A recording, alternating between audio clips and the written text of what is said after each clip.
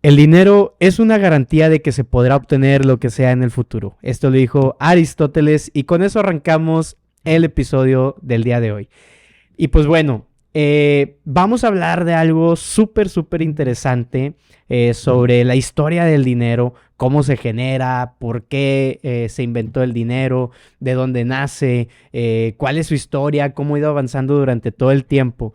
Y creo que no tengo un mejor invitado que el que nos acompaña el día de hoy para hablar sobre estos temas, una persona culta de mundo que ha viajado, que ha conocido diferentes culturas y diferentes tipos de políticas alrededor del globo terráqueo.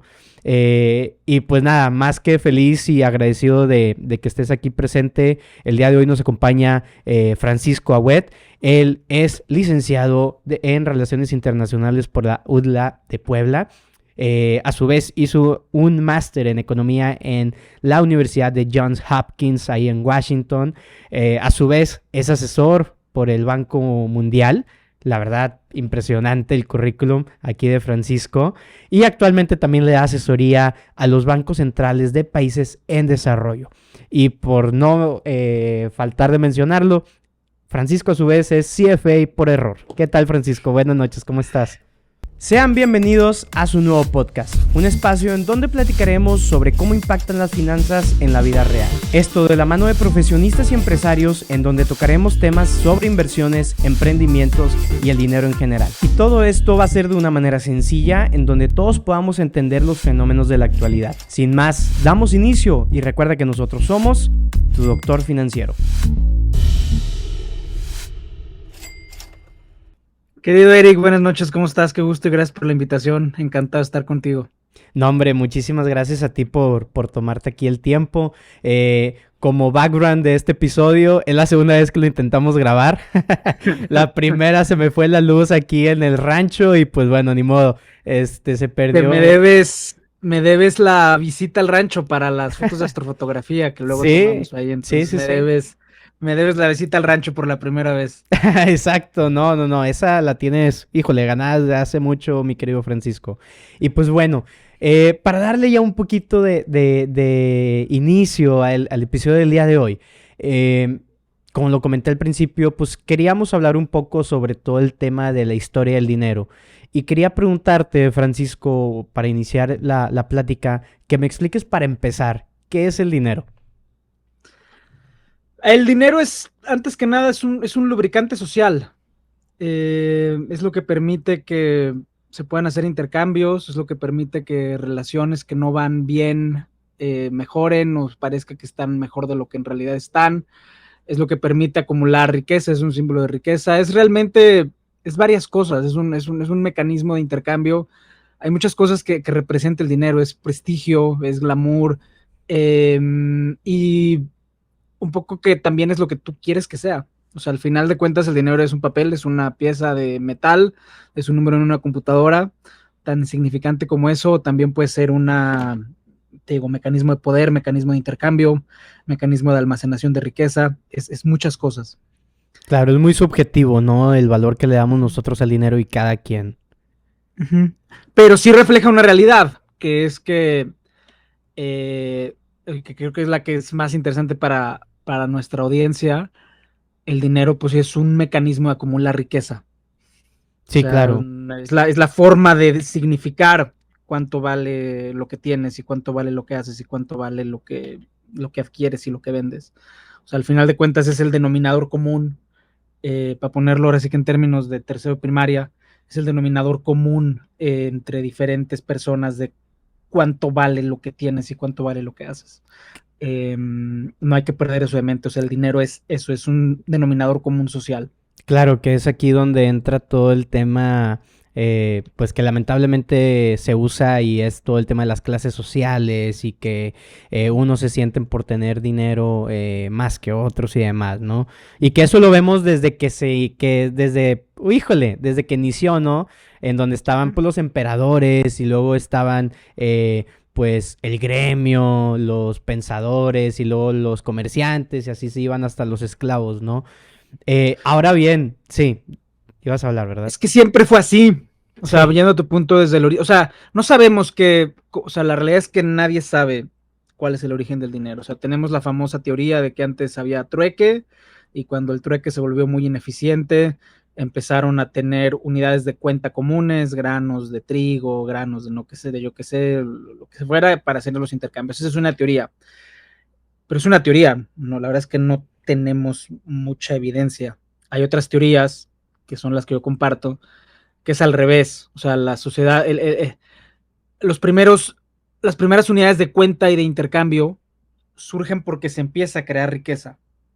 Se empieza a almacenar, empieza a tener excedentes agrícolas y excedentes ganaderos. Y ahí es cuando se puede empezar a intercambiar. Yo comparto una teoría de que primero hay que crear excedentes de riqueza. Las sociedades más ricas son las que pudieron empezar a crear riqueza, primero agrícola y ganadera, y después esa riqueza agrícola y ganadera les permitió pasar a una época de metales, en la que los metales se volvieron el bien numerario, y bueno, pues esa ha sido un poco la historia de la humanidad, pero cuando hablas de dinero, inevitablemente hablas de acumulación de riqueza. O sea, si no acumulas riqueza, si estás como tribu nómada paseando por el desierto y por la selva, pues no necesitas dinero. O sea, el dinero asume que ya tienes una base, que estás asentado en una sociedad agrícola y que los bienes que sacas de la tierra, el trigo, el maíz, etcétera, son almacenables y por lo menos te duran pues una estación hasta la siguiente cosecha.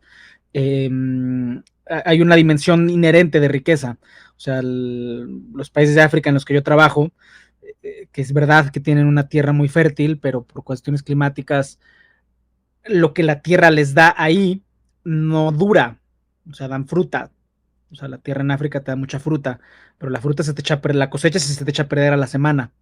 Las ciudades en las que empezó a haber civilización y riqueza fueron sociedades en las que se pudo almacenar trigo, cebada, sorgo, etcétera, y eso fue lo que permitió que, como comentamos hace rato, empezaran a haber clases sociales, pero también no hubiera dinero. Los primeros documentos contables que tenemos, o más bien, los primeros documentos escritos que tenemos, son las famosas tablas de Babilonia, que son documentos contables, literal, son viles, vulgares y, y sin chiste, documentos contables que en los que pues, son inventarios. Tenemos tantos granos de cebada, tenemos tantos grados de trigo y los intercambié por tantas vacas y por tantos borregos, etcétera. O sea, tiene que haber acumulación para que el dinero tenga un valor. Si no hay acumulación, y esa acumulación al inicio de la civilización, el resultado de lo que producía la tierra, no había riqueza. Claro, y qué interesantísimo cómo, yéndonos muy, muy, muy atrás, todo el tema del trueque era basado pues a los recursos que iban obteniendo, ¿no? A través de la agricultura, del ganado y demás. Y va un poco haciéndose la necesidad de este trueque, haciéndose el valor subjetivo, ¿no? Oye, pues para mí a lo mejor me gusta más el tema del trigo que comer pollo. Entonces yo prefiero intercambiarte el pollo por el trigo y va todo de la mano de lo que mencionas, ¿no? El almacenarlo, ver cómo por las estaciones va, pues, sucediendo estacionalmente esta acumulación de riqueza que en ese entonces, pues, obviamente los agricultores con más cosechas, con más almacenamiento, eran, pues, a lo mejor los que más poder adquisitivo tenían en su momento, ¿no? Y ahí surge el Estado, que es el que realmente le da significación al dinero. O sea, ahorita porque el mundo está muy globalizado, pero aunque en los lugares, incluso en los lugares en los que no hay Estado, el dinero tiene valor. Yo te diría que en los lugares en los que no hay Estado, el dinero tiene más valor que en ningún otro lado. Pero al inicio, la gente que fue volviéndose productiva en la agricultura, la gente que fue descubriendo la rueda, que fue descubriendo el arado, que empezaron a tener más y más y más y más excedentes respecto a sus vecinos, pues tuvieron necesidad de que un tercero, el Estado, eh, cuidara pues, los bienes de la gente. Sí, que eso se ve desde los imperios romanos, el imperio de Grecia y demás, donde el gobierno o el Estado en este caso son los que van poniendo estos impuestos, estos aranceles, ¿no? Sobre todos los comerciantes y empiezan a poner un poquito de su mano para decir, quieren que el ejército funcione, quieren seguir dominando de diferentes ciudades, quieren seguir conquistando, pues echen para acá, brínquenle, ¿no? Esa como se fue acostumbrando desde ese entonces el tema de los impuestos. Y es muy Exacto. curioso, Sí, y es muy curioso cómo desde ese entonces ya se veía tratar de sacar esa provisión por parte de la gente para poder mantener a los grandes pensadores, a los grandes emperadores y demás, ¿no? Es muy curioso. sí. Sí, sí, sí. O sea, los antiguos imperios lo que, o sea, tenían dos formas de obtener recursos, ¿no? Te digo, la forma en la que se empezó es, bueno, a ver, yo ya tengo un almacén gigantesco lleno de granos, no lo puedo cuidar 24 horas al día, necesito que un tercero, el Estado, lo cuide. Y el Estado cobraba pues una comisión por eso, los impuestos, como tú bien lo mencionas.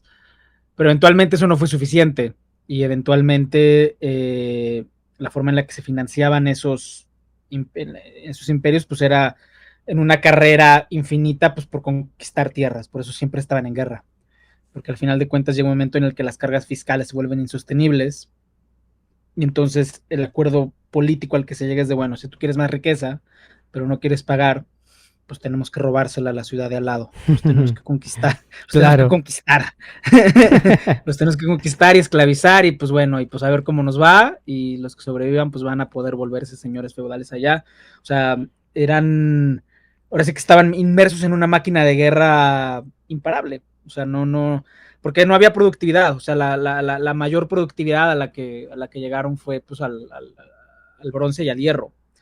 Fue hasta mucho después, o sea, ya hay muchos debates sobre la productividad en la edad antigua y la edad media, pero el consenso historiográfico actual es que la productividad básicamente estuvo flat hasta que se descubrió la máquina de vapor.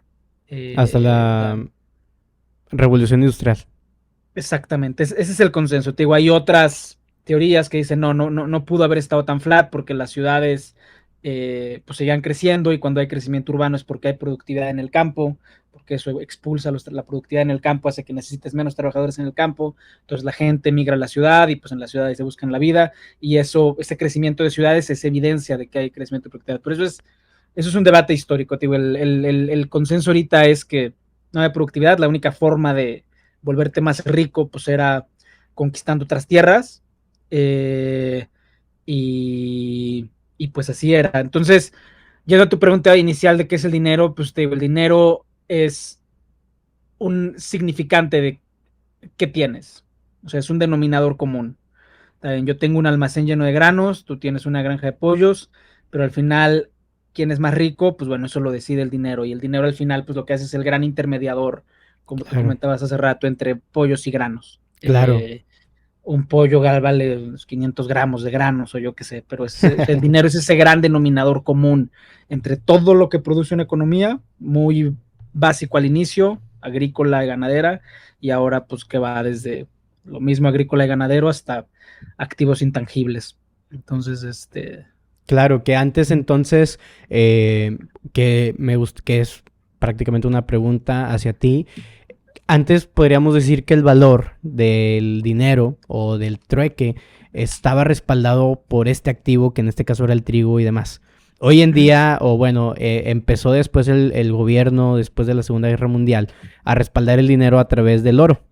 Bueno, desde un poquito antes, ¿no? Pero el oro era como el activo en el que podían empezar a respaldar el dinero, a respaldar el dinero. Pero realmente, tú habías comentado en otra ocasión que eso no era lo que respaldaba el dinero. ¿Nos puedes explicar un poquito sobre eso? sí, o sea, hay que distinguir también las cuentas de un gobierno de las cuentas de un país. Y en la época antigua era muy complicado porque pues, los antiguos emperadores pues pues duraban toda la vida, se creían que eran dioses y era muy difícil distinguir lo que era un país de lo que era un gobierno y el gobierno de lo que era una persona. En ese sentido, se solía creer, y todavía hasta la fecha, que la riqueza del emperador diagonal gobierno es equivalente a la riqueza del país. Y eso no es verdad, o sea, que era lo que permitía, o sea, al final, si la moneda es de oro, o si la moneda es de cobre, o si son dígitos en una pantalla, ¿qué es lo que le da significación a eso? Es la cantidad de granos que tú tienes. ¿Y qué es lo que determina la cantidad de granos que tienes? Pues tu productividad como granjero o como esclavista.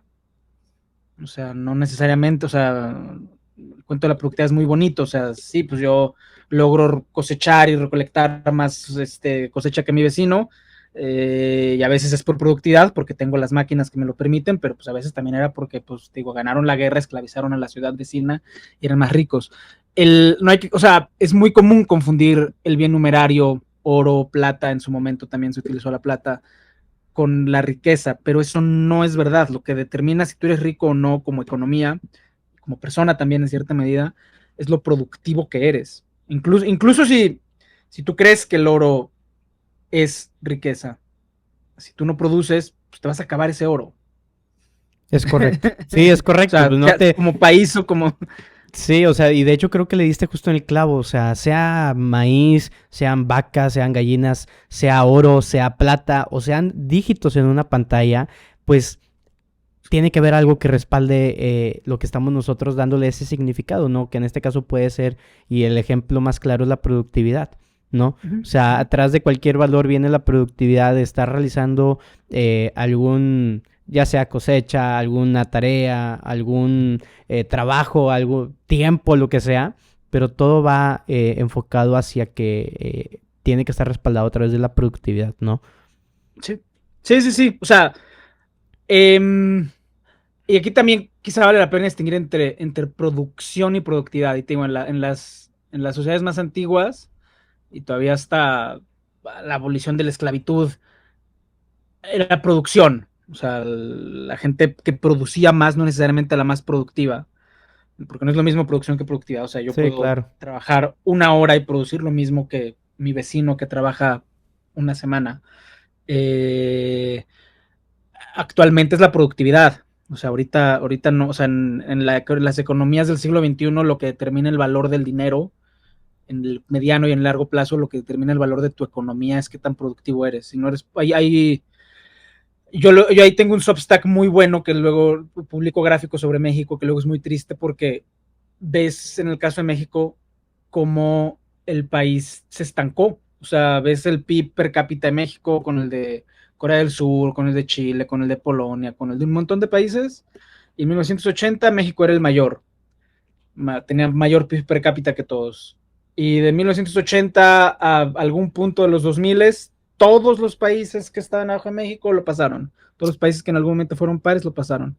Luego te lo paso para que, por si lo quieres compartir Sí, sí, con claro. tu audiencia. ¿Qué fue lo que pasó? Pues pasaron muchas cosas, pero la principal es que esos países fueron más productivos que México. Se industrializaron más rápido, se integraron mejor en la economía, no compitieron con China. En el siglo XXI ahorita lo que te determina qué vale, qué es el dinero, es productividad. El Apple, iPhone, o sea, es ejemplo clásico de Sí, claro. productividad. Claro, no, pues es, y que digo, viene mucho de la mano lo que el día de hoy es el capitalismo, ¿no? O sea, realmente el capitalismo se basa en productividad, en crecimiento, exponencialización de los recursos, bueno, de cómo utilizar esos recursos, mejor dicho, y es un sinfín de otras variables que hacen que justamente la producción, más no la productividad, sea la que gane frente a la buena calidad, por así decirlo, Pero del trabajo.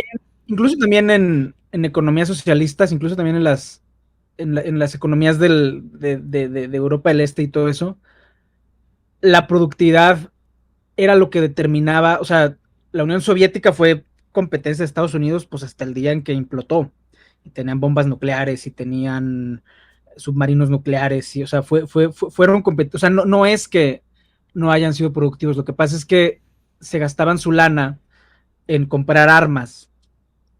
O sea, no, no, no. La madre de Rusia. La madre Rusia está su lana en comprar armas. Eso no, o sea, para ser productivo tienes que seguir invirtiendo. O sea, hay que distinguir entre usos y fuentes del dinero. Y aquí parezco manual contable de inicios del siglo XX, porque así se clasificaba antes. Yo creo que tenían un punto.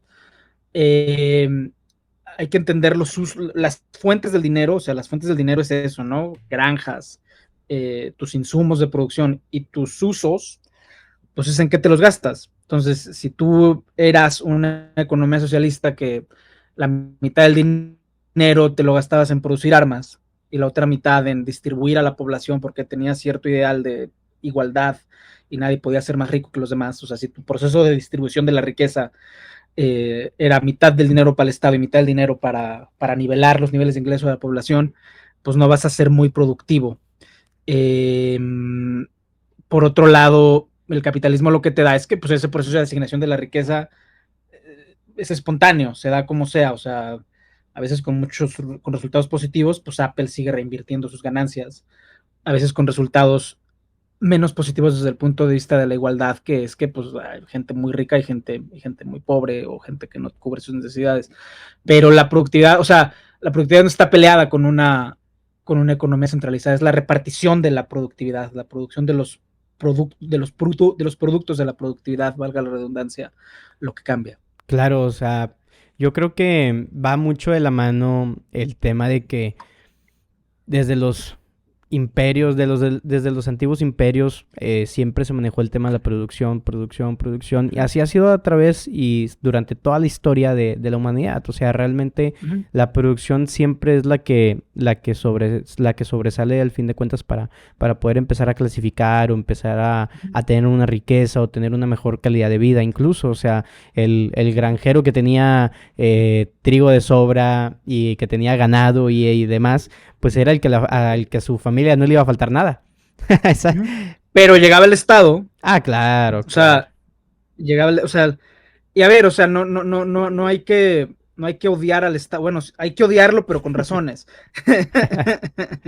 O sea, el Estado pues es un agente también. O sea, el Estado también puede decir, no, pues tú tienes muchas vacas, tú tienes 5 vacas y necesito 2, pues para pagar a los que te cuidan a las otras 3, o necesito 2 para comérmelas yo porque yo soy Dios, o necesito las otras 2 para dárselas al que no tiene nada porque yo creo en la igualdad, o necesito esas otras 2 para poner una fábrica, o sea, pero eso es una decisión política, o sea, ¿qué haces con la riqueza nacional y cómo la repartes? No hay un arreglo natural y espontáneo. Claro, O sea, es una decisión política y de poder. Claro, y a ver, hoy en día también con todas estas nuevas leyes de que a los ricos hay que quitarles más impuestos y todo, o sea, desde la antigua Grecia y Roma se ve esto, o sea, siempre toda la historia de la humanidad hemos tenido el tema de los impuestos y cómo se deben de cobrar de acuerdo a la riqueza que tengas, ¿no? Y yéndonos un poquito sobre la brecha de los estados, me gustaría que le expliques aquí a la audiencia, y hablando de la historia del dinero, ¿cómo es que nace el Banco Central? ¿Por qué es que nace? ¿Qué es un Banco Central? ¿Y cómo es que hoy en día efectúa todas sus operaciones? Mira, un banco central, o sea, el Banco Central moderno como tal es una invención súper reciente. O sea, esta idea de que tú tienes un gobierno y tú tienes un banco que es del gobierno, pero no. Sí, Es que una es invención descentralizado, súper, según. que es descentralizado, pero según esa idea es súper reciente. Antes, siguiendo a lo que estábamos conversando antes, el, a ver, mucho antes no había distinción entre rey, gobierno y país. O sea, la riqueza del territorio era del soberano porque era la representación de Dios o era Dios mismo o era lo que fuera. Eventualmente se entendió que no, que el patrimonio del rey pues es su patrimonio, el patrimonio del Estado es patrimonio del Estado, el rey pues irá, se morirá, llegará a su hijo, lo decapitarán, etcétera. Y ahí es donde surge esta idea de que la riqueza del gobierno pues es su activo de oro y plata, que era lo que le daba no valor, sino intercambiabilidad a las monedas. O sea, ¿cuánto vale un florín español? Pues depende de cuánto oro tenga el rey español respecto a las reservas de oro que tenga el rey de Inglaterra. Y eso, pues, por cross, puedes sacar cuánto vale respecto al rey de Francia. Pero eso fue un proceso histórico en el que hubo que entender que rey, estado y país son 3 cosas distintas. Eventualmente, a medida que los gobiernos se fueron volviendo, el primer banco central moderno en la acepción de la palabra fue el Banco de Holanda, que es una historia bien interesante. Holanda fue parte de España durante muchos años.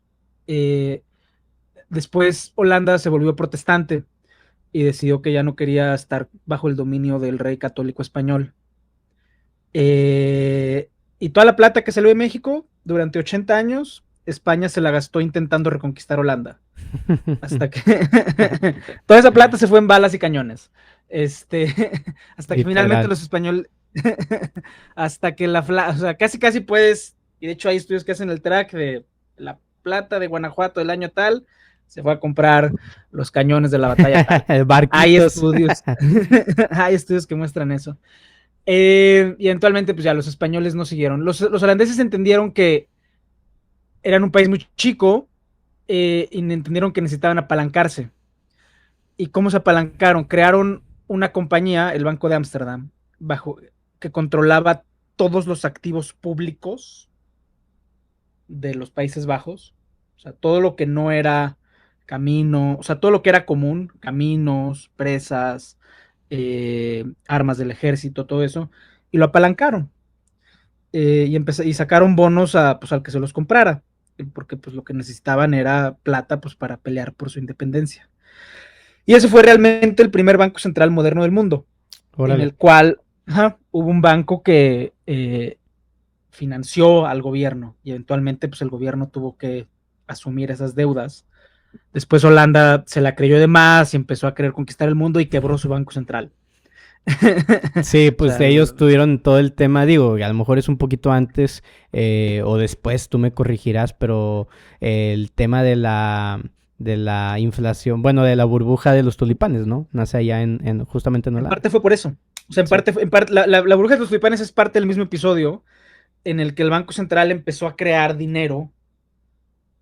A Y lo entonces, loco, pues, ¿qué sí, hacemos con claro. ese dinero? Pues empezamos a comprar tulipanes, porque pues, tulipanes y de todas formas, yo estoy apalancado. O sea, fue una financialización de la sociedad, pero hay que verla en el contexto pues, de una guerra de independencia.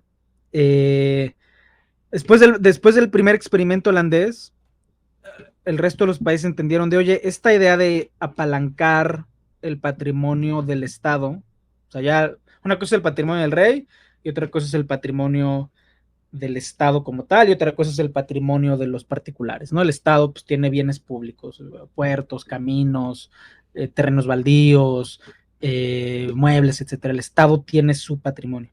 Y los primeros bancos centrales pues empezaron a apalancar a sus gobiernos, empezaron a ser agentes. Por eso cuando tú ves a Powell, cuando hay una palabra una expresión que muy poca gente entiende que es fiscal agent. La Reserva Federal es el agente fiscal del gobierno. A lo que se refiere es que un agente fiscal en la definición antiquísima pues es eso, es una entidad que va a apalancar al gobierno para que no se quede sin funcionamiento. Y ahí lo que pasó fue que aquí, espérame que se me fue la luz. Sí, no te Bueno, preocupes. sigamos así, creo que ahí ya me veo. Sí, sí Ahí te ya me veo ves. otra vez. Excelente. Ahí lo que pasó fue que los bancos centrales, después del primer experimento holandés, se volvieron pues en los administradores del patrimonio monetario, de la reserva monetaria. Se volvieron pues en el garante de que los estados iban a pagar las operaciones de financiamiento que iban a hacer. Eventualmente, pero no a todo el mundo le gustaban los bancos centrales. O sea, en Estados Unidos la idea de un banco central nunca pegó hasta 1913. ¿Por qué a los gringos no les gustaba el banco central? La idea de un banco central. Porque creían que no querían darle demasiado poder a una tecnocracia no electa. O sea, lo que los gringos querían era evitar que una tecnocracia, pues ahora sí que no le respondía a nadie, tomara atribuciones de endeudamiento y fiscales a nombre del gobierno. Hasta que pasa la crisis de 1913 y de 1906, en la que deciden ya finalmente darle una segunda oportunidad a la idea de un banco central que se encargara no solo de ser el agente fiscal del Estado, sino también de crear estabilidad en el sistema bancario a través de la masa monetaria.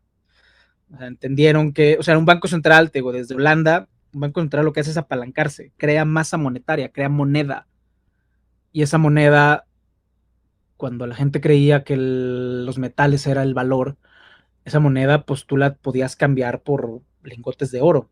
Pero el trabajo del Banco Central era, desde el inicio, ha sido crear moneda. O sea, que no le falte dinero al Estado. O sea, Tú tienes 5 lingotes de oro, el Banco Central emite moneda por el equivalente a 50 y te dice que tienes 5, pero que pues ahí la va a arreglar para pagar 50. Así surge el Banco Central actual. Sí, o sea, es muy interesante cómo desde ese entonces Holanda, que también Holanda ahí nace prácticamente todas las operaciones de Wall Street. Holanda es el pionero realmente en todo este mundo de la Sí, del economía, capitalismo. del capitalismo. Eh, y es muy interesante escuchar que los países van adoptando justamente esta clase de ideología, ¿no? En donde pues vemos hoy en día que prácticamente todos los países cuentan con un banco central, más que alguno que otro contado, y ahora Salvador que se quiere... Argentina.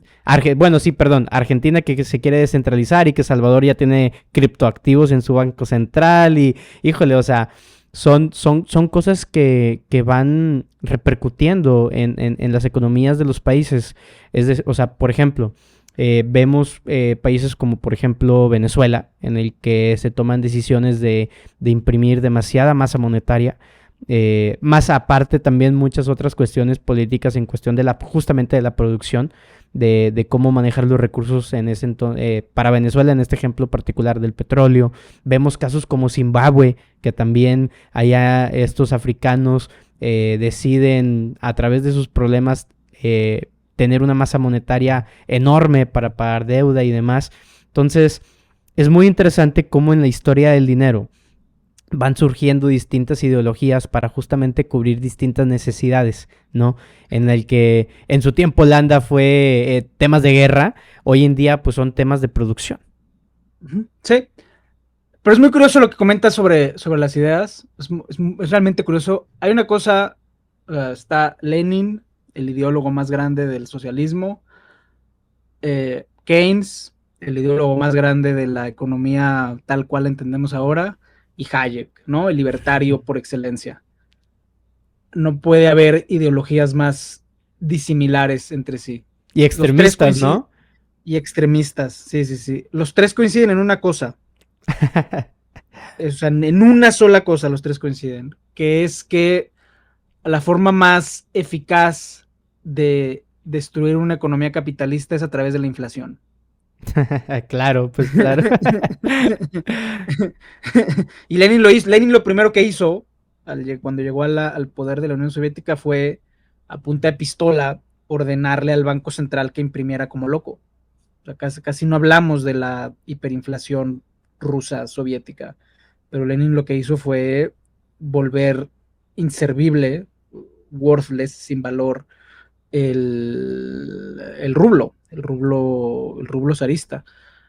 Porque entendían, o sea, los tres entendían, yendo a este punto de la riqueza, que cuando tu papel se vuelve literalmente papel, el dinero deja de cumplir esa función de bien común. La gente se confunde. Digo, cada vez es gente más grande, pero la gente que vivió en México la crisis de los 70s y de los 80s, Claro. los que estaban endeudados, no sabían si estaban pagando, interés o principal. A la torre. Por más que el banco se los desglosaba, no entendían, porque al mes siguiente tus intereses se recapitalizaban, tus intereses se volvían parte de tu principal.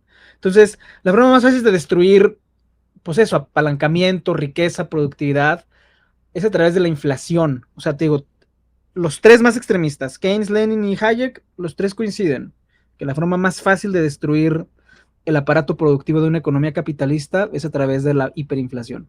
No, y a ver, y vemos los efectos justamente de la hiperinflación. O sea, vemos cómo hoy en día cómo nuestros compatriotas venezolanos huyen de su país. Me imagino que tú tienes la cercanía de ver cómo los cuates zimbabuenses también tratan de correr de su país. En un viaje justamente me tocó ahí coincidir con unos cuates de Zimbabue y me dieron un muy bonito recuerdo, me compartieron uno de sus billetes y es impresionante ver en un papel impreso 1 trillón de dólares zimbabuenses, ¿no? es impresionante cómo... Sí, que no servía para nada. Sí, que ya no sirve para nada, exacto. Y digo, hoy en día ya tienen los nuevos dólares zimbabuenses, pero que como quiera sigue teniendo una inflación altísima y sigue pasando esto. Tú que tienes un poquito más de experiencia global, ¿cómo ves los bancos centrales en estos países? Mira, o sea, cuando hablamos de bancos centrales hablamos de un montón de variedad de cultura y realmente, o sea, desde los mandatos, o sea, por ejemplo, el famoso mandato dual de la Fed, que es empleo e inflación, que cada vez parece ser más controlar la inflación. El europeo es inflación pura. Hoy día en la mañana, hace rato estaba oyendo un podcast buenísimo sobre la historia del Banco Central de Australia, que en su board probablemente es el único banco, según la persona entrevistada, el Banco Central de Australia es el único que en su board tiene a no economistas que quieren tomar en cuenta, sí, es impresionante, quieren tomar en cuenta la opinión pues de todos los sectores productivos de la economía para saber cómo les va a afectar una decisión de política monetaria. Órale, interesantísimo, ¿no? Súper interesante. Me parece muy interesante. Sí, claro. Sí. Australia también fue de los pioneros del inflation targeting, que fue, o sea, ahorita ya todos los bancos centrales hacen inflation targeting, que es esta idea de mantenerlo dentro de un rango y que tenga una meta. Australia fue pionero. Entonces, hablar de los bancos centrales actuales es hablar de la relación que un país tiene con su propia economía. O sea, hay una razón por la que el Banco Central está tan obsesionado con la inflación, y es que de facto lo controlan alemanes y los alemanes están traumados con la hiperinflación de 1920. Sí, la que tuvieron después de la Primera Guerra Mundial, ¿no? Ajá. Hay una razón por la que los bancos centrales de América Latina también fueron los primeros en subir tasas de interés en la pandemia. Y es que los latinoamericanos de cierta edad estamos traumados con las crisis de los 80s y no queremos que eso vuelva a pasar. Entonces, cuando se empieza a depreciar el tipo de cambio, sube las tasas de intereses hasta que baje. Algún día bajará, tú síguela subiendo. En el caso de los países de África que comentas, que yo conozco bien, hay países en los que no hay ni banco central, que el banco central sigue siendo controlado por Francia. ¿No? No, a ver, depende, pero los de África del Oeste son, o sea, básicamente dependen del Banco Central Europeo. Claro. Tienen una tasa de cambio fija con el euro que no se mueve y que básicamente su deuda está garantizada por el Tesoro francés. Y la razón por la que es eso es porque, pues bueno, cuando los franceses se fueron les dijeron, a ver, está bien, nos vamos, pero tu política monetaria la seguimos viendo nosotros por un ratito. No ha llegado el fin de ese ratito. No ha llegado. Y no creo que los africanos quieran tampoco, pero... Sí, les da un poco de estabilidad al fin de cuentas, ¿no? O sea, están respaldados. Sí, exacto, están respaldados por el Tesoro francés, o sea, no puede ser mejor que eso. Entonces, cuando hablas de la relación de un país con su banco central, estás hablando de sus traumas económicos. Claro. Y en ese sentido, esa diversidad es francamente fascinante. O sea, por ejemplo, los bancos centrales pioneros en el mundo en realidad son Australia, que hoy me eché ese episodio, y Nueva Zelanda también. O sea, Nueva Zelanda fue donde se inventó el inflation targeting. Y Nueva Zelanda también fue el país en el que eso no lo hace ningún otro país en el mundo, en donde le ponen metas a cumplir al Banco Central, o sea, como cualquier... Secretaría de Gobierno. Como cualquier secretaría de Gobierno. Y después de ciertos años le preguntan al gobernador del Banco Central, a ver, ¿cómo vas? O sea, ¿cómo vas con tus metas específicas que tienes que cumplir? Pues ya el banquero central dice si bien o mal, y si va mal, pues lo corren. O sea, una dimensión de output también, de resultado, evaluación por resultados también que ningún banco central lo tiene. Un banco central convencional, pues es de la inflación es 2% y voy a subir tasas hasta que vaya allá. Y luego también, yendo a esta diversidad, pues tienes esos casos, o sea, Ecuador y El Salvador, que básicamente, o sea, dentro de sus traumas con la inflación de los 80s fue el Banco Central es el enemigo a vencer, no lo queremos. Sí, claro, no, pues imagínate Argentina el día de hoy, que tanto es así el odio que le tienen que lo quieren destruir, o sea, lo quieren deshacer. Y entiendo, o sea, la verdad es de que entiendo porque si te pones a pensar, Hoy en día justamente el gobierno y el Banco Central son los que han clausurado el hecho de poder tener dólares, manejar los dólares y todos los tipos de cambio que manejan del dólar, tanto según el formal y luego el informal y todas esas políticas monetarias que van tomando, pues hace que tenga la gente obviamente un resentimiento, ¿no? Justamente porque no cumple la función que es prevalecer el valor de su moneda, ¿no? Pero es que, o sea, sí, digo, el caso de Argentina, pues digo, es un caso fascinante y da ahora sí que para otro Para programa, libro, para estudio.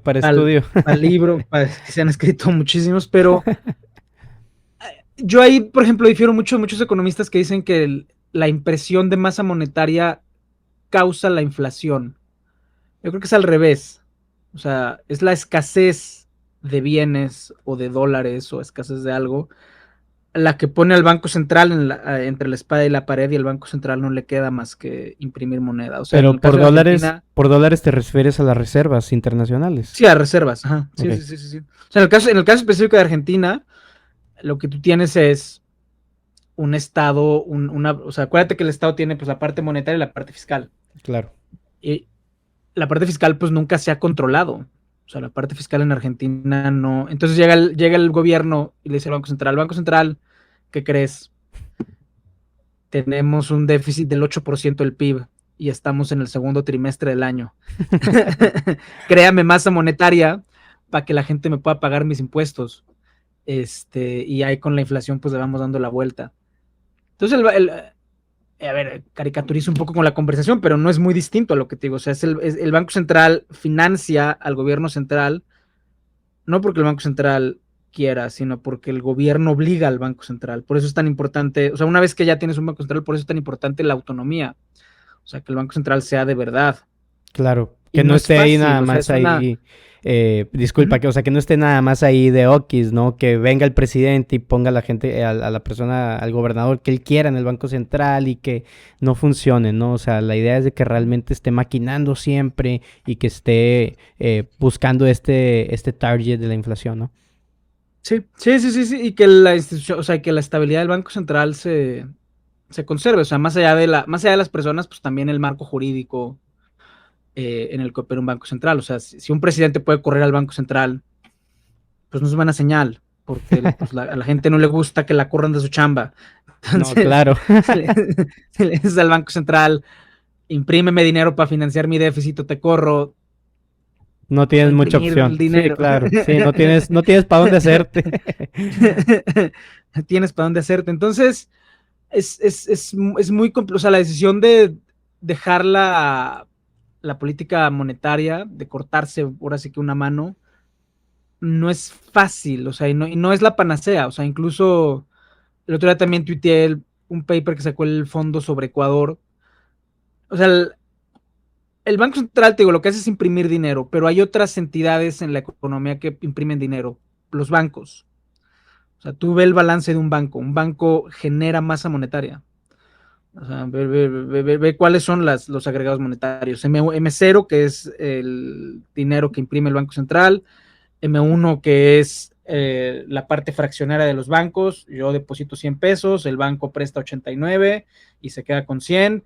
Y luego de esos 89 que prestó, otro mundo va a depositar y deposita lo que tenga que, y el banco presta. O sea, los bancos generan masa monetaria también. Entonces, lo que pasó en el caso de Ecuador en 2014-2015 fue que el gobierno empezó a endeudarse a través del Banco de Desarrollo, a través del Banobras.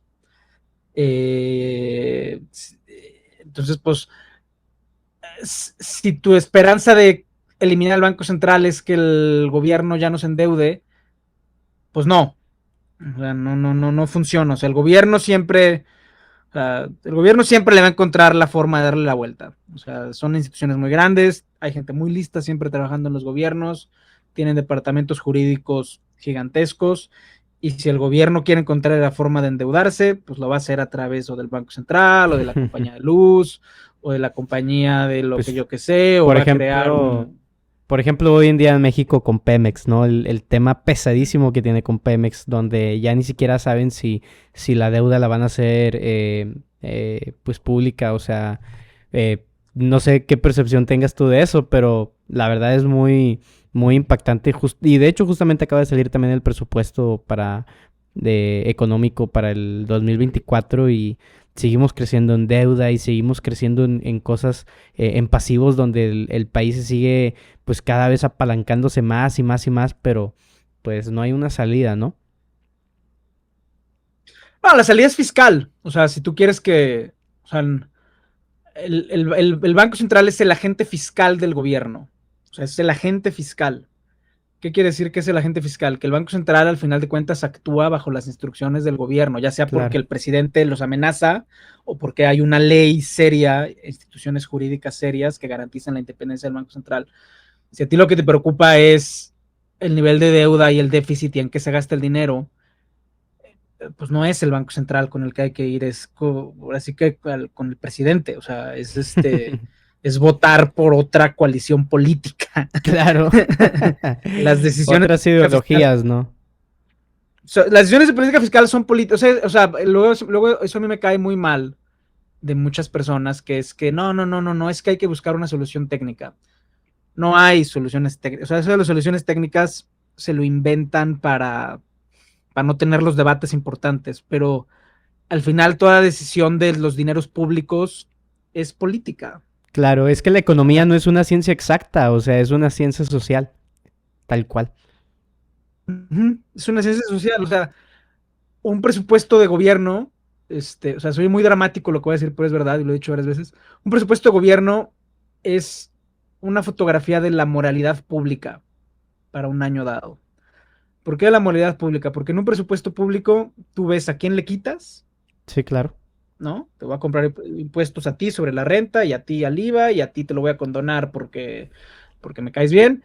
A quién le quitas es una decisión moral, a quién le quitas y a quién no, y a quién le das y a quién no. Le voy a dar a mis clientelas, o le voy a dar a los niños, o le voy a dar a los viejos, o sea, son decisiones morales, y al ser decisiones morales hay una dimensión política atrás atrás de ellas. Y esa dimensión política no se resuelve ni eliminando el Banco Central, ni, o sea, no, se resuelve pues según el sistema político de cada país. Claro. Algunos más democráticamente y otros menos democráticamente.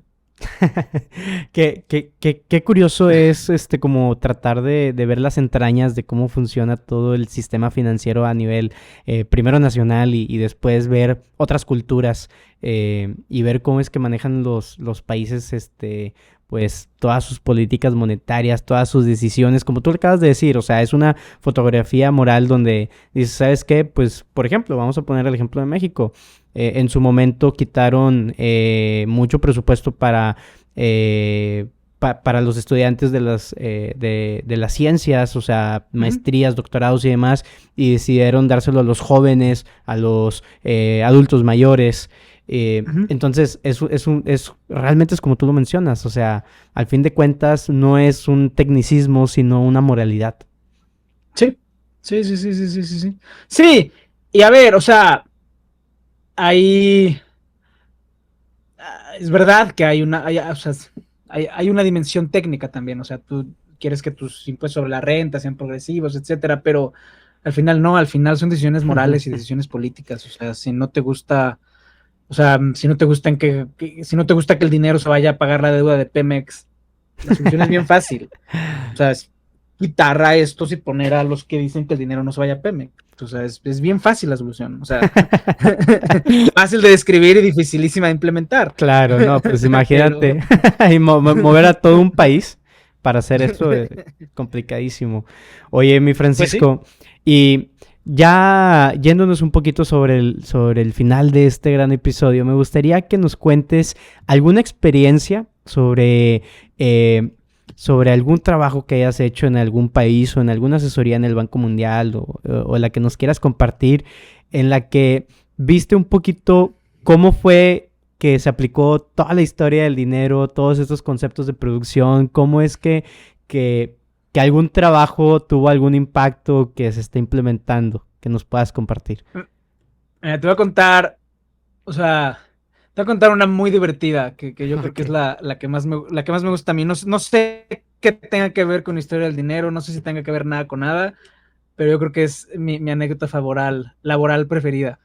Eh, Estamos en Togo íbamos a estar una semana en Togo, llegamos un domingo en la noche, el Banco Mundial iba a negociar un préstamo para que el gobierno cerrara los libros, y ya no, domingo en la noche, todo muy bien, tu PowerPoint, cómo está, mañana nos reunimos con el de deuda, con el de presupuesto, etcétera, bla, bla, bla, bla, bla.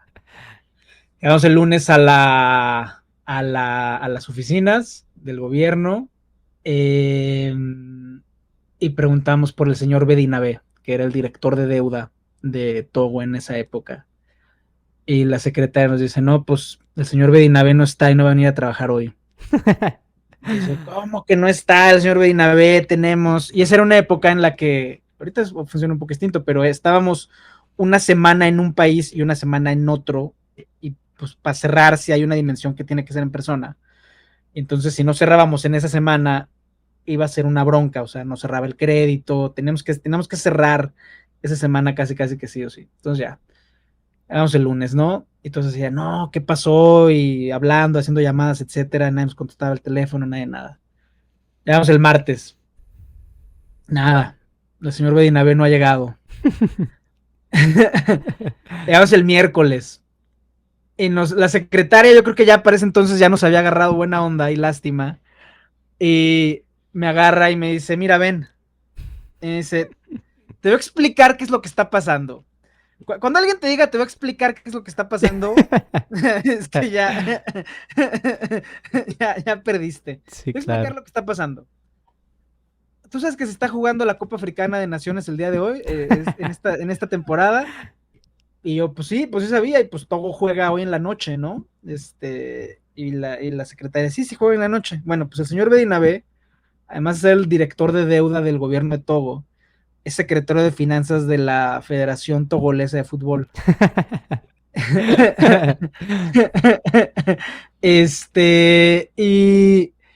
Y pues se estaba jugando en Angola, la Copa Africana de Naciones, y me dice, si gana Angola, si pierde Togo, no me acuerdo contra quién jugaba, si pierde Togo hoy en la noche, mañana llega el señor Bedinabe, y si no, y si sigue ganando, pues a ver cuándo, creo que eran octavos o cuartos, ya era de los de eliminatoria directa, y si sigue ganando, pues a ver cuándo, o sea, hasta que lo eliminen, cabrón. O sea, el señor Bedinabe, en su calidad de tesorero de la federación, pues se va a quedar ahí hasta que nos echen. Afortunadamente Togo perdió, y pues sí, efectivamente, pues sí, el señor Bedinabe llegó al día siguiente, y no que se me olvidara, o sea, porque además Bedinabe era grande, o sea, era redondo, Era un monstruo. era un monstruo, pero además era como un mono de nieve, literal, o sea, era dos bolas, una grandota y una no tan grandota, y nunca se me va a olvidar, entró con una sonrisa de oreja a oreja, y con el balón firmado por el equipo. Feliz, o sea, entró feliz de haber estado viendo la Copa Africana de Naciones y acompañar al equipo nacional hasta, digo, cuartos, octavos, no me acuerdo qué era. Nomás seguir la deuda se quedó pendiente de todo. La deuda de Pues la al final nación. sí cerramos. Al final sí cerramos porque, o sea, y lo mejor esa es la lección, o sea, o sea, Togo es un país chiquito, súper pobre, con una historia súper trágica porque era de donde salían los... O sea, Togo antes era conocido como la costa de los esclavos. Y ahí salían. O sea, salían de Lomé y tiene una historia súper triste y pues da para otro programa. A lo mejor la anécdota es que cuando algo tiene que salir, o sea, yendo a tu punto del Estado tiene recursos infinitos, sale. O sea, si hasta Togo puede sacar una negociación súper compleja en 2 días. O sea, a ver, mal uso de los recursos públicos y pues sí, este güey se había ido a la Copa Africana de Naciones en días laborales, etcétera. Pero, o sea, el Estado tiene todos los recursos para hacer lo que quiera. O sea, son burocracias muy grandes. O sea, cómo controlar al Estado y en ese sentido, cómo controlar la distribución de la riqueza para que sea justa, pues es...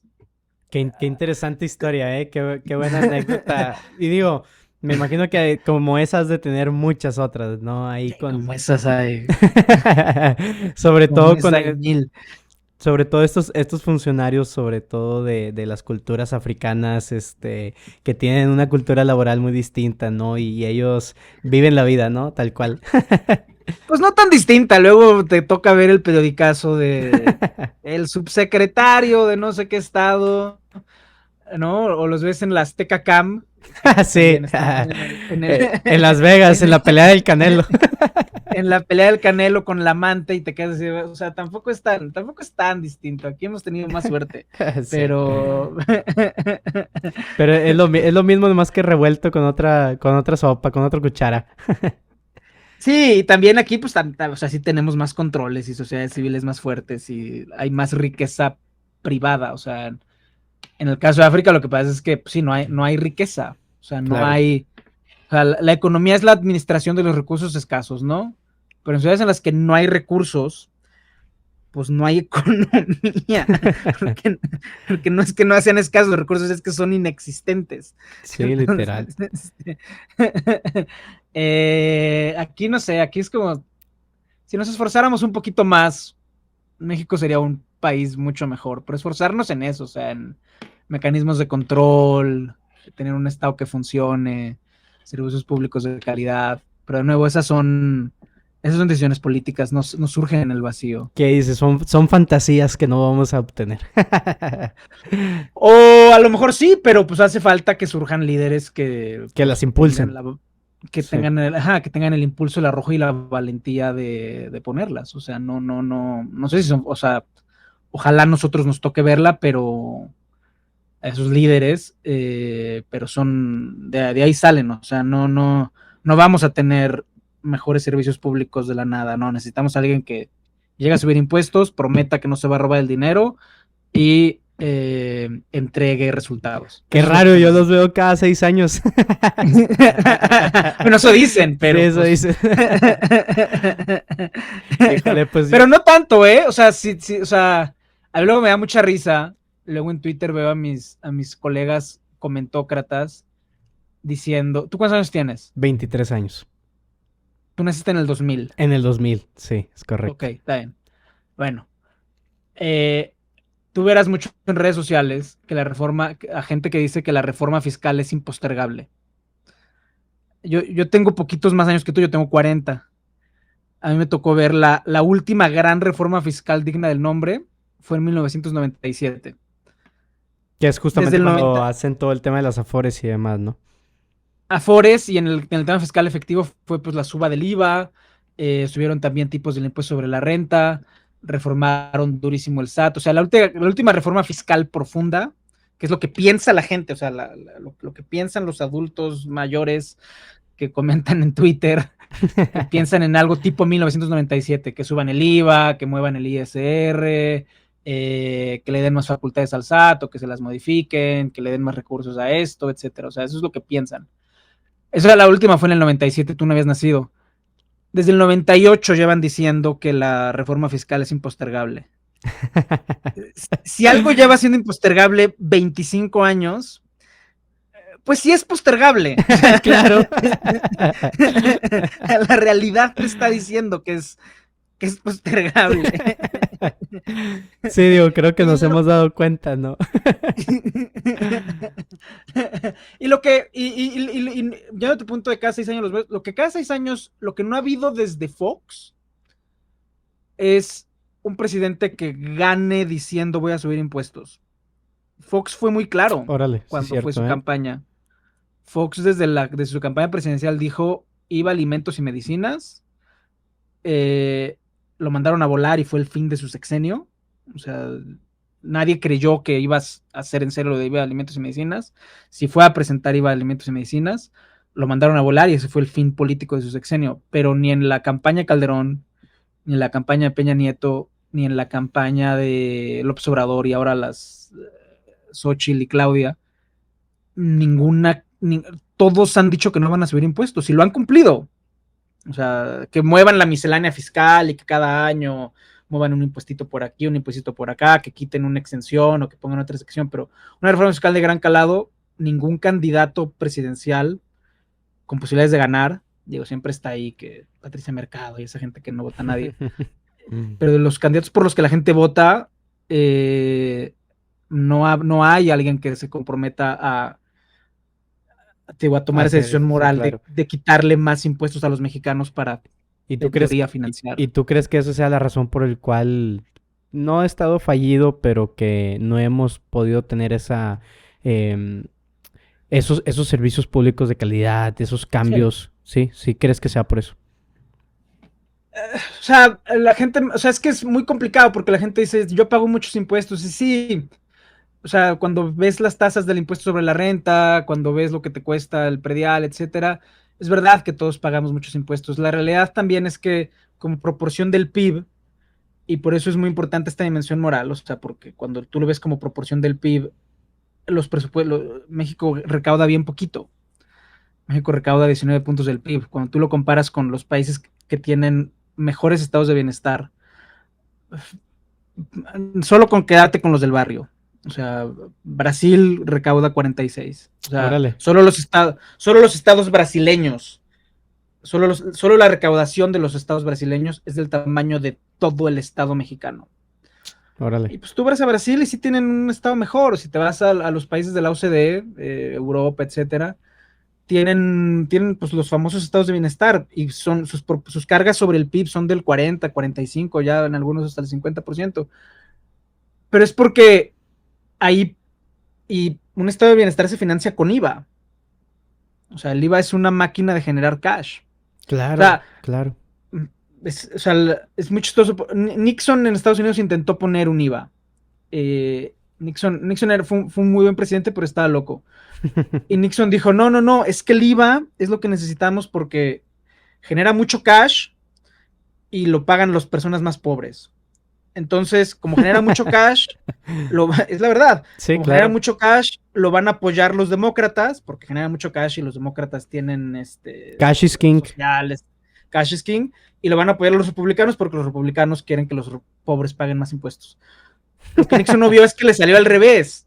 O sea, los republicanos boicotearon el IVA porque genera mucho cash, entonces el Estado es grande y no lo podemos apoyar. Y los Claro. demócratas dicen, no, los pobres no pueden pagar. Pero un Estado de bienestar se financia, un Estado de bienestar se financia con, pues, con más IVA y con mayores impuestos. O sea, si queremos vivir como Europa, no podemos gastar como Guatemala. O sea, No, no, no, no, no. claro. ¿Quién lo paga? Es otra discusión. Digo, a nivel mundial, los estados de bienestar se financian con IVA. A lo mejor aquí en México pues tenemos otras recetas que se financie con, yo qué sé, pero la experiencia mundial te indica que si quieres un estado con servicios públicos de verdad, tienes que cobrarle IVA a todo y a tasas muy elevadas. Pero Sí, de nuevo, eso es claro. una decisión política y moral y pues cada quien apoyará la que quiera. Claro. Pues perfecto, Francisco. Yo creo que me encantaría cerrar este episodio con una pregunta sobre tus próximos proyectos. Tengo entendido que tienes ahí unos próximos viajes. ¿De qué se tratan? ¿Qué impacto buscas tener en estos viajes? ¿Hacia dónde vas? Mira, ahorita, o sea, yo me dedico a la consultoría en finanzas públicas. Básicamente cubro tres cosas: utilities, empresas de agua y energía, eh, todos los temas de relaciones fiscales entre niveles de gobierno, transferencias de gobiernos centrales, estados, municipios, etcétera, y revisiones generales de gasto público. En qué gasta o sea, estos temas, ¿no? En qué gasta un gobierno, cómo puede gastar mejor, si es que puede gastar mejor, cómo puede recaudar más, etcétera. Y mi especialización en realidad pues son los países frágiles o países en conflicto, Togo, Mali, Níger, todos esos, ahí siempre voy a En andar metido. desarrollo. Son países frágiles y, o sea, ya es una definición aceptada por la comunidad de desarrollo internacional, o sea, ya no te cancelan por decir que son países frágiles y en conflicto, ya es aceptada. Eh, Ahora voy en menos de un mes, el 17 de octubre vuelo. Voy a estar un mes en República Centroafricana, o sea, nunca he estado en República Centroafricana, estoy bien entusiasmado. En una revisión de finanzas públicas. Centroafricana es uno de los países más pobres del mundo. Tienen tasa de analfabetismo del 63%. Órale. Tienen una hora de internet al día, que es cuando pasa el satélite. Y la verdad no sé muy bien qué voy a hacer. O sea, y luego tuvieron, o sea, para ponerlo, y digo, sé que ya tenemos que irnos, pero ahora con todo esto de Rusia y Ucrania, hay dos frentes de la guerra. O sea, el primer frente es el de Rusia y Ucrania, que es el visible, y Rusia, Ucrania, el genocidio y todo eso. Pero hay otro del que cada vez se habla más, incluso aquí en México, pero que es muy importante estratégicamente, que es que todos los países del centro de África tienen presencia rusa a través del grupo Wagner. ¿Tú te acuerdas del grupo Wagner, de los mercenarios que casi Sí, tiran a claro, Putin? claro. Bueno, de donde el grupo Wagner sacaba su lana para después poner soldados en Ucrania y luego intentar tirar a Putin, de donde el grupo Wagner sacaba su lana, es de toda la franja del centro de África, Órale. y donde empezaron son en las minas de oro de Sudán y las minas de diamantes de Centroafricana. Y pues a mansalva, o sea, ahí sí, o sea, no sé si nos escuchan rusos, sí, pues, pues lo que les toque, pero sí en los últimos años el grupo Wagner pues sí llegó a cometer atrocidades Ahí enormes, tanto en toda la parte de la franja central de África. No sé muy bien qué vamos a hacer, o sea, la verdad es que pues vamos a llegar a abrir brecha. abrir y a cerrar, o sea, es una situación bien complicada, es una situación bien complicada. Después de eso, voy a Burundi, que es un país más, nunca he estado en Centroafricana, Burundi sí conozco bien, he trabajado mucho allá. Es un proyecto con cafetaleros. Ahorita Burundi, al igual que Argentina, dependen mucho de exportaciones agrícolas.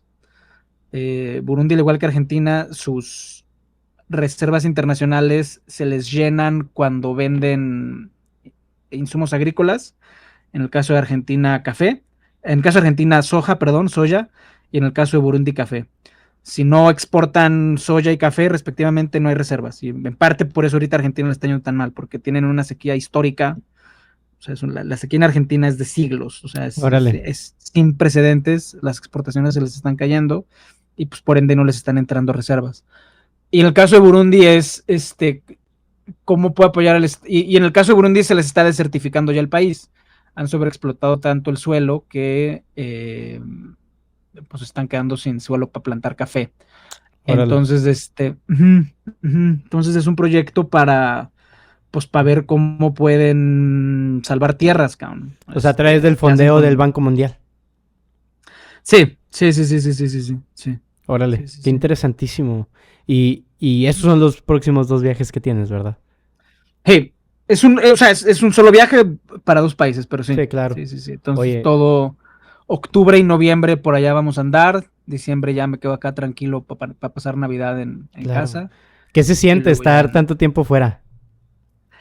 Pues mira, la verdad, o sea, a mí me gusta. O sea, no es para cualquiera. O sea, y sí tiene un costo, ahora sí que a nivel personal. Porque pues qué novia o esposa te va a aguantar estar 8 semanas fuera de tu casa, pues ni una, Claro, cabrón. O no, sea, claro. ni aunque siempre a mí me decían de niño, no, sí, las que tienen el mismo ritmo te van a aguantar el paso. No es cierto, tampoco esas te aguantan. Porque ellas también traen su ritmo. O sea, Sí, si tú estás claro. 8 semanas fuera y ella está 8 semanas fuera, o sea, Es tampoco funciona. complicado, sí, es complicado. Entonces, pues mira, o sea, se siente bien, a mí me gusta mucho, y pues digo, yo por así que platico con quien sea, me gusta siempre estar conociendo gente, conociendo lugares. La verdad se siente bien, o sea, me gusta, pero no es para, o No sea, es para todos. No es no para es para todos. todos, Es un estilo de vida no. muy distinto, ¿no?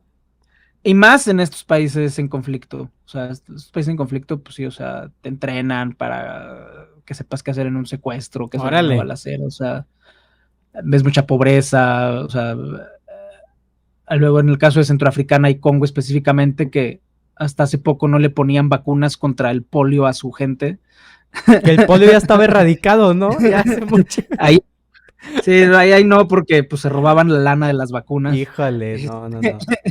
Pues te toca ver gente deforme en las calles, o sea, no sé, es como, o sea, no son países agradables, ¿sabes? O sea, o sea, el ritmo de vida de un consultor internacional no es para cualquiera y en un país en conflicto es Mucho menos, todavía ¿no? para menos, ajá. Súper. No, pues Lástima por los compatriotas allá africanos y pues qué bueno que están en buenas manos ahí con Francisco, que esperemos y les puedas apoyar ahí en los proyectos que tengan. Y pues bueno, yo creo que con esto terminamos el episodio del día de hoy. Francisco, te agradezco muchísimo que te hayas tomado el tiempo de tener esta plática aquí conmigo y con toda la audiencia. Sé que van a estar muy, muy contentos, al igual que yo, de haber tenido una celebridad de aquí del mundo financiero en México, aquí en el espacio. Y pues bueno, con esto cierro. Muchas gracias. ¿Algo que se me haya pasado? ¿Algún mensaje? No, pues muchísimas gracias, Eric, me encantó, fue muy divertido, espero que resulte de utilidad para ti, para tu audiencia, y pues nada, pues aquí seguimos a la orden y cuando vengas acá al DF o yo vaya a Monterrey, pues ojalá nos toque coincidir. Dalo por hecho, sí, dalo por hecho. Y pues bueno, voy a decirlo antes de detener la grabación. Espero tenerte de nuevo aquí en el podcast para que quede grabado, que aceptes. Claro que sí, cuando tú me digas, aquí estamos. Perfectísimo, muchas gracias, Francisco. Y pues bueno, nos escuchamos en el siguiente episodio.